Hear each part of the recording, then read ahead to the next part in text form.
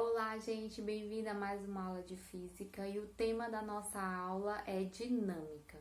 Vamos começar aqui o estudo da dinâmica. O que é o estudo da dinâmica? A gente vai estudar a causa dos movimentos. Até então, nós só estávamos estudando o movimento dos corpos, as características, velocidade, aceleração, as funções horárias do movimento, mas não estudamos o que provoca o movimento desses corpos. Então, agora nós vamos estudar o que provoca. E o que provoca o movimento do corpo são as forças, tá? As forças que agem sobre os corpos. O que é força?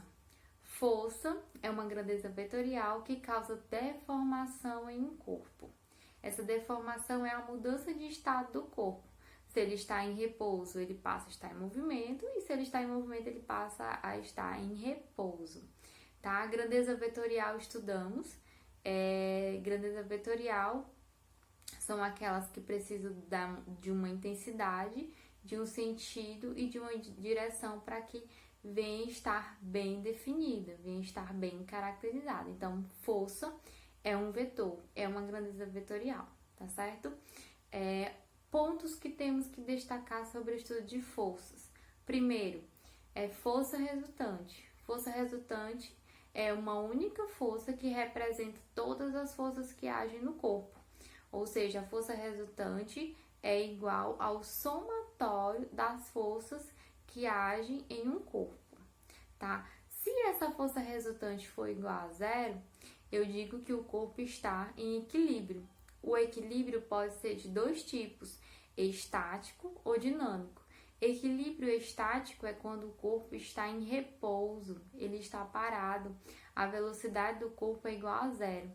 Equilíbrio dinâmico é quando o corpo está em movimento, a sua velocidade é diferente de zero e possui aceleração nula, ou seja, não possui aceleração. A velocidade é sempre constante, não varia durante o movimento. Então, eu tenho aí um movimento do tipo movimento retilíneo uniforme. Exemplo que eu mostro para vocês. Observem aqui essa imagem. Temos uma patinadora. No quadro 1, ela está parada, né? Para dela igual a zero.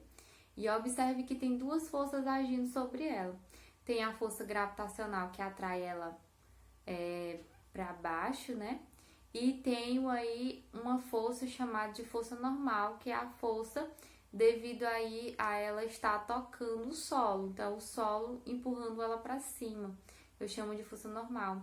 Essas duas forças aí, somando elas, observe que estão em sentidos opostos e vão possuir a mesma intensidade e vão possuir a mesma direção. Então, se eu somar essas forças aí, eu vou chegar numa força restante igual a zero, tá? Então, o meu corpo aí está em equilíbrio e resultante igual a zero. Eu tenho um equilíbrio estático, a velocidade zero. No segundo quadrinho, eu tenho que a patinadora está se movimentando, mas ela está se movimentando em equilíbrio. Tem uma velocidade, ela está se movimentando em velocidade constante. A força resultante que está agindo aí na patinadora é igual a zero. Quando eu vou somar as forças que está atuando nela, que é a força normal, devido ao solo sobre ela, e a força gravitacional, eu vou somar essas duas forças aí, vai ter uma força resultante igual a zero, só que ela está em movimento, né, retilíneo uniforme, onde a velocidade é constante. Então, eu tenho aí um movimento aí, então eu tenho uma força resultante e o meu corpo está em equilíbrio dinâmico, ok? Outro ponto a ser destacado, os tipos de força. Existem forças de campo e forças de contato. Forças de campo são aquelas forças em que ocorrem sem que os corpos eles entram em contato. Exemplo, eu tenho a força magnética, né, de um ímã atraindo algum objeto metálico. Então, a gente observa no dia a dia que se eu pego um ímã e eu colocar próximo a uma moeda e ele for atrair ali, ó, ele vai atrair e mesmo que eles não entrem em contato. Eu tenho uma força gravitacional, né? A força gravitacional atraindo os corpos, sem a necessidade de estar em contato, mas tem aquela atração, por isso que os corpos caem. E eu tenho as forças elétricas também, que são exemplos de forças de campo. Os corpos não precisam entrar em contato para que ela aconteça. Outro tipo de força são as forças de contato, em que há necessidade dos corpos se tocarem para que aconteça ali a interação, né? Aconteça a força haja. Por exemplo, você ao abrir uma porta, a porta só vai abrir se você exercer uma força sobre ela, se tiver uma força de contato.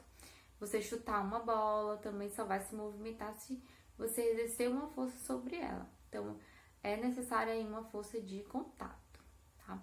Outro ponto a ser destacado é a unidade de força. A unidade é o Newton, tá? Representado pela letra maiúscula, tá? Um N maiúsculo.